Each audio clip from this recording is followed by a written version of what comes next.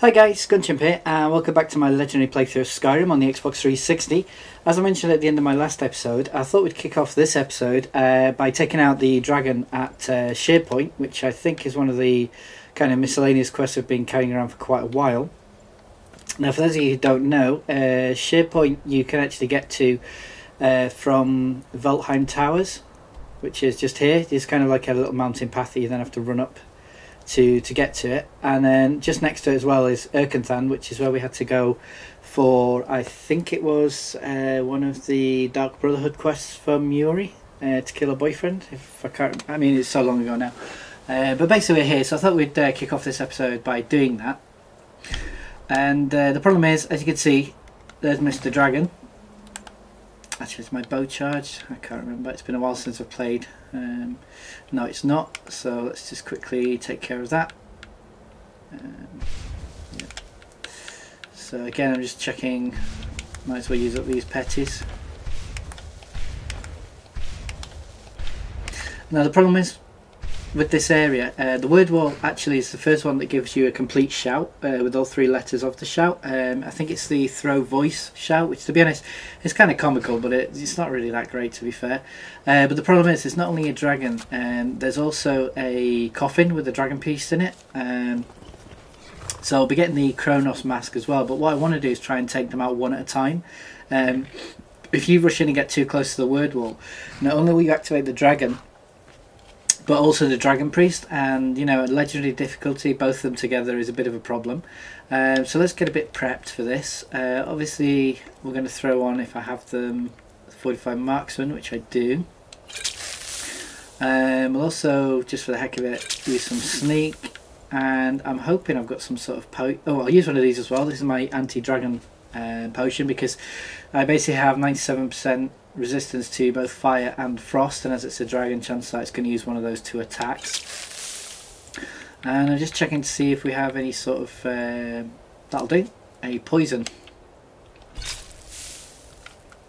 So yeah, I'm going to hopefully take this dragon on first. Obviously the ebony bows for this. I'm not going to use iron arrows on this one.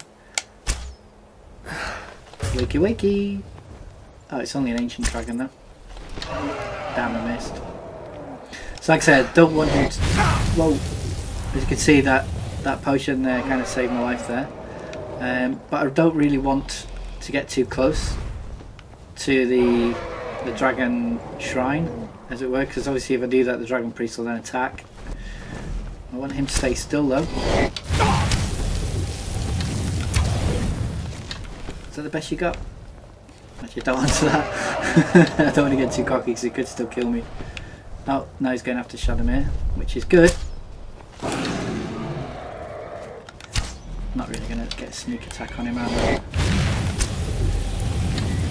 But he's dead, pretty much. There we go. So that's the dragon dealt with. And it was Scald. Okay, so we got this from Dawnstar, but obviously, you know, you can get the mission from quite a few places. They just randomly turn up when you ask the stewards for missions, basically when you visit a longhouse in one of the cities. So let's see what he's got. Glass Shield of Frost Suppression, we'll take it. Dragon Bones, to be fair, I'm not really too interested in those now. What I want is Dragon Scales, because we're going to make some dragon lightweight dragon armour. And the bones, to be honest, I'm not really going to use them for that much. I might craft some arrows, because I've got the Dawnguard DLC, and maybe make a dragon, a new bow, obviously, and possibly maybe a dragon dagger or a sword or something, just to change things out a bit, because we've been carrying Ghost Blade around since the beginning, and now I've got Merun's Razor, but it's not exactly the best weapon that you could have. So as you can see, I'm just kind of edging my way forward a little bit, because our Dragon Priest friend is going to come out of that coffin. So again, let's just get prepared for him. So we'll have one of those. He uses fire attacks, so we'll use one of those as well. And let's do this. I mean, I've seen some people just run to the dragon, get the shout and run off again, but where's the fun in that? Come on, Krosis. Let's dance. Okay, let's not. Now this guy flies around quite a bit, he's quite a mobile character, and I also don't want him to die off the edge of the map because I want to loot his body. So unfortunately, there we go, he's gone. So actually I built that up way too much, but it actually it's actually a lot easier than I thought it would be. Let's search his body, and this is okay for Krosis. Lockpicking, archery and alchemy are 20% better. Again, it's quite good, it's light armour. But not so much for me because obviously if you check out my stuff now with the enchantments that I've got, we're doing 35% more damage, so you know. Let's grab this word wall.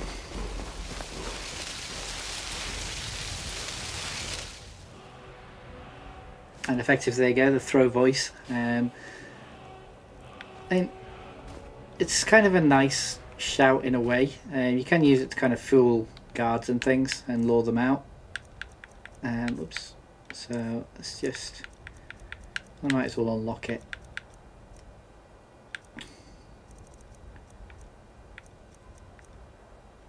There we go, throw voice. Unlock. Unlock. Unlock. So this is the first one that actually gives you basically free of charge. You know, you don't have to do anything for it apart from defeat a dragon and the dragon priest. And what it does, let's just activate it.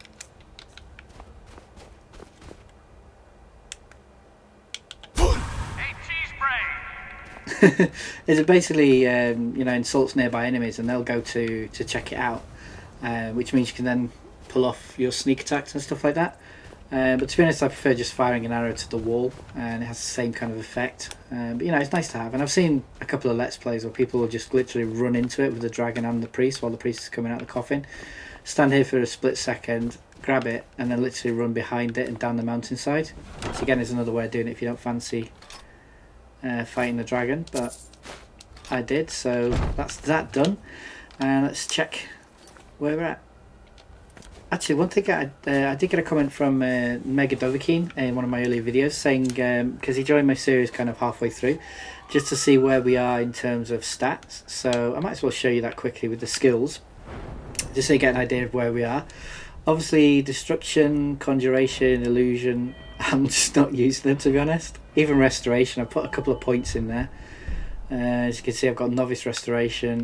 Oops, I've got regeneration, so the healing spells cost cure 50% more, for example. It's quite handy. And I've also got this recovery where the magic regenerates 25% faster, but I've not really been investing in magic at all, just because, you know, I just don't use it. I don't see much point in it for my personal play style. I'm not saying there's anything wrong with it, it's just not for me. Enchanting, obviously we're at 100 now, which is exactly where I want it to be. So our enchantments are 100% stronger. Skill enchantments on armor are also 25% stronger. Health, magic and stamina enchantments on armor are 25% stronger, so that's quite good actually. And then obviously we can now put 2 enchantments on the same item, which is going to be really useful when I do my final makeover. So for example, my gloves, I could have one-handed and also archery, which is kind of the 2 things that I'd be using in terms of combat, so that's pretty useful. Now I'm not too sure if I'm actually going to go bother with these. Fire enchantments and weapons and armor 25% stronger. Not really sure it's worth it for my particular plans, but you never know. Smithing, we have to get up to 100. I mean, as you can see by that little dragon symbol at the bottom, we've already got it to legendary twice, and those points I've spent elsewhere. Because it's quite a nice little thing with the patch that came out last April, in that, you know, once you get to 100, before you were kind of stuck in Skyrim. And for example, if you had if you put perk points into a skill and you didn't really like the abilities that you had, for example in archery, if you get the steady eye perk and it slows down time when you look down sights, it can be a bit annoying because you're kind of stuck with it. There's nothing you could really do apart from, you know, start a new game. But now with this perk, as long as you get it to 100, you can actually just press the Y button. For example, in enchanting, I'll do it as an example. It's set at 100, so if I press Y, it'll actually ask me if I want to make the skill legendary. What that does, it resets the skill to 15 again, and also give you those perk points, which you can either keep to then, you know, build on it again, or maybe redistribute them into other skill trees, for example restoration and alteration, for example, just because they're on the screen. You could maybe put some points into there that you hadn't got yet, so it's quite a useful thing to have. So that's smithing at 93, so I've just got to work on that.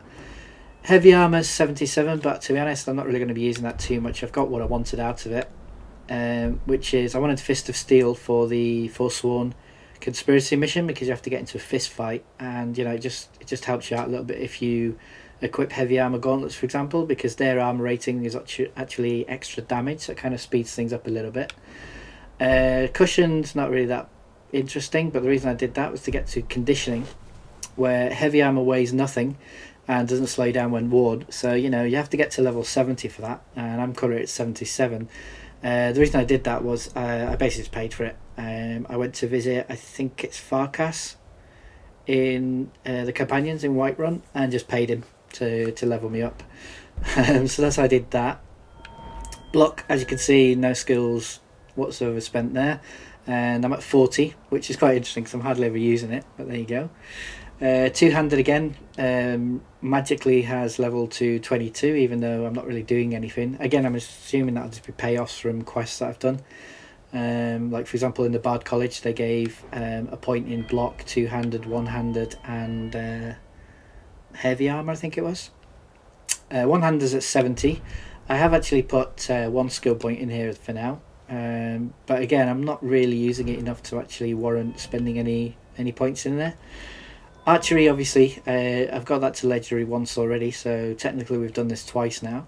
The main reason I did that is because I just don't like steady hand. I hate this perk with a passion, so I wanted to get rid of it. But as you can see, I've got all 5 points of overdraw, so bows do twice as much damage. Eagle Eye, so that can actually zoom in. Critical shot, so there's a 20% chance of critical hit that does 50% more critical damage. Ranger means I can move a bit faster when I'm looking down sights. Recover twice as many arrows from dead bodies, which is quite useful. Obviously not if you have Dawn Guard, because you can just craft your own arrows, but it's kind of nice to have.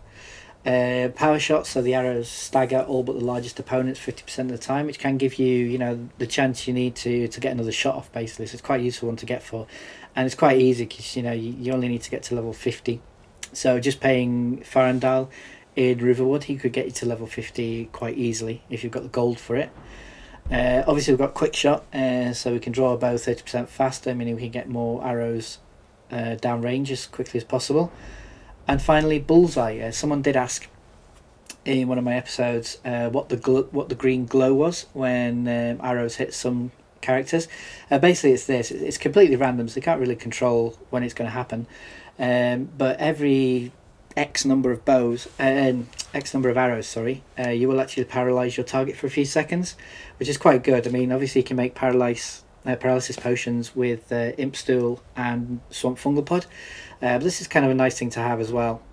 Just, as I say, random, but it's quite a useful little skill to have. So that's archery.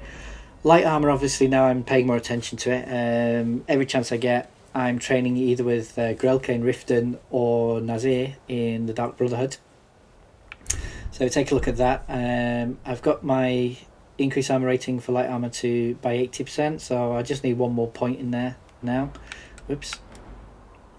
Custom fit, 25% armor bonus if wearing all light armor, head, chest, hands and feet.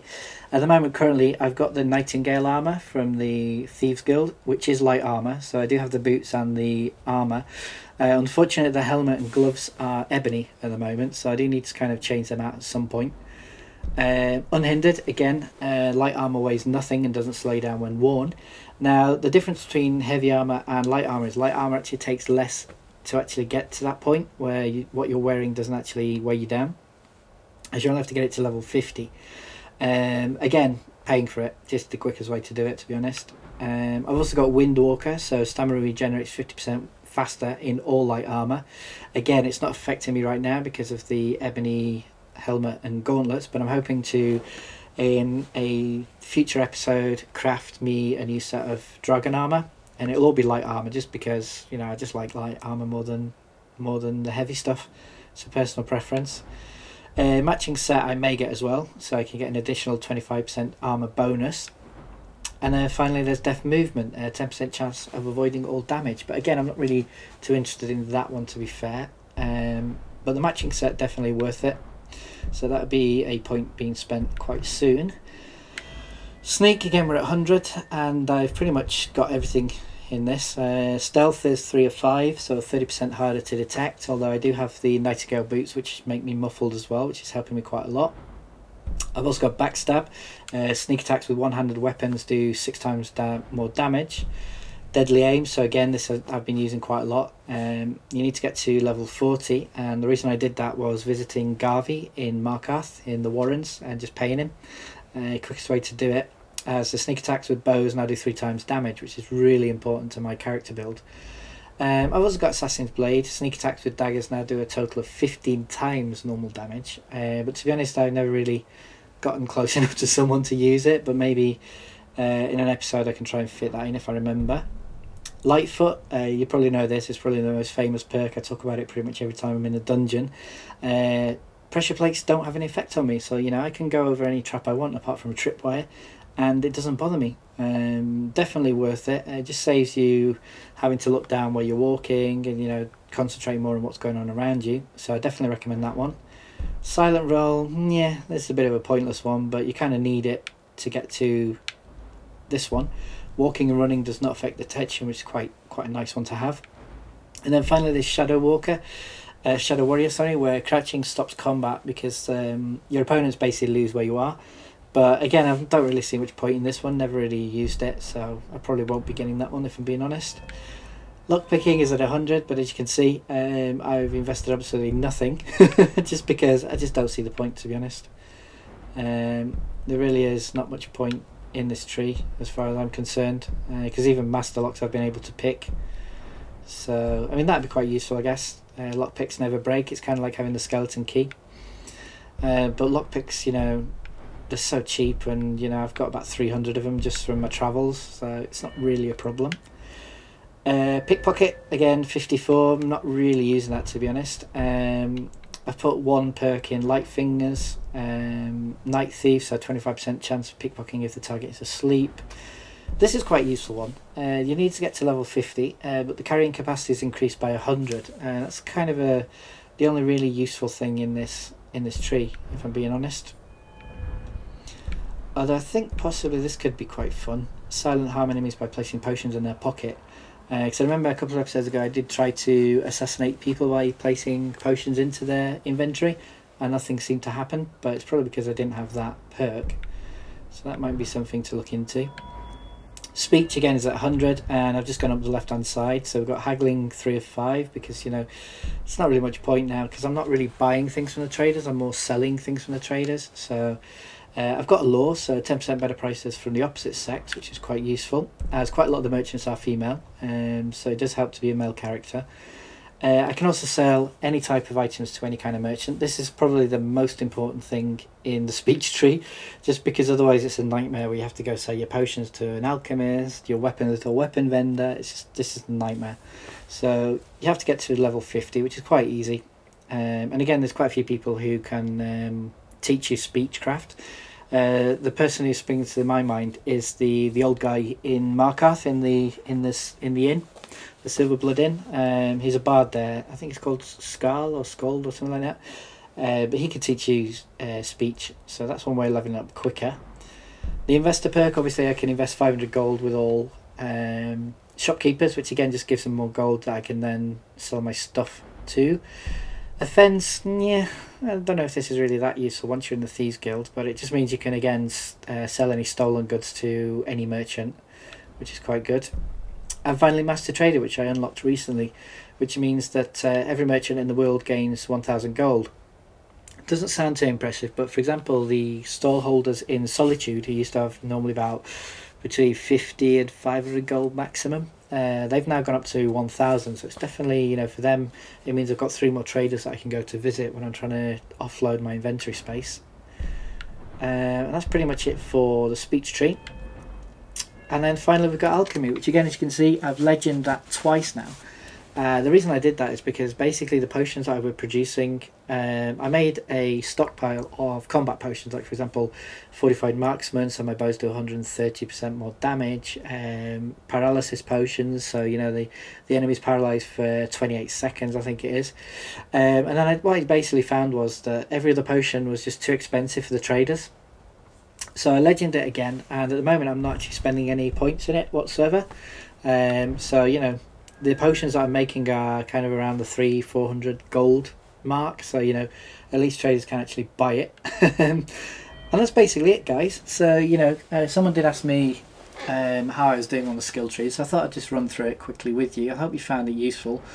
Me personally, as I'm an archer build, the most important things for me are obviously sneak, light armor or heavy armor is a personal preference. There's no real right or wrong answer with that. Archery obviously 100. Alchemy was quite important. Smithing is very important. I would recommend going down the left hand side for Elven and then Glass, because they are actually the better bows. They weigh a little less than the heavier Dwarven and Orc bows, and they do a lot more damage, so it's definitely worth it going down that left hand side. And then enchanting, again, it's just a personal thing, so that I could get to the point where I can now dual enchant, which is going to help me out a lot, because it means, for example, I could make, instead of having a separate set of alchemy and smithing gear, I can now make the one set, which I could probably carry with me, because now I have the weightless perks for the armors. You know, I could make, for example, a set of steel armor and enchant the gloves, the helmet, a ring and a necklace with alchemy, Fortify alchemy, and also Fortify smithing, which means that when I'm out and about I could mix any potions that I want on the fly with the ingredients that I've picked up on my travels, and I could also improve my weapons, or you know, just get rid of the leather and pelts that I may have collected and just turn them into something a bit more useful. So that's it, guys. I hope this episode has been a bit interesting at least. It's not been that exciting apart from the dragon fight, but you know, it's just one of the things that I thought I'd share with you guys. And yeah, I hope you catch me for the next episode, where, to be honest, I'll just check my list of tasks. I think the next thing we're going to do is find the source of power in Highgate Ruins. Now, Highgate Ruins is a Draugr temple, basically, quite close to where our new house in Dawnstar is, I think it is. Is that Dawnstar? Or is that Morthal? No, Morthal, sorry, my mistake.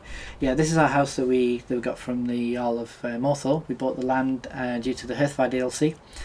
And this is where the mission takes place, just next door. So we'll be doing that next episode. And then I think I'm going to then do a really interesting mission, which we got from Solitude, which is the Wolf Queen Awakened. It's probably one of my favourite dungeons, and it'll probably go over 2, maybe 3 episodes, because it's quite big.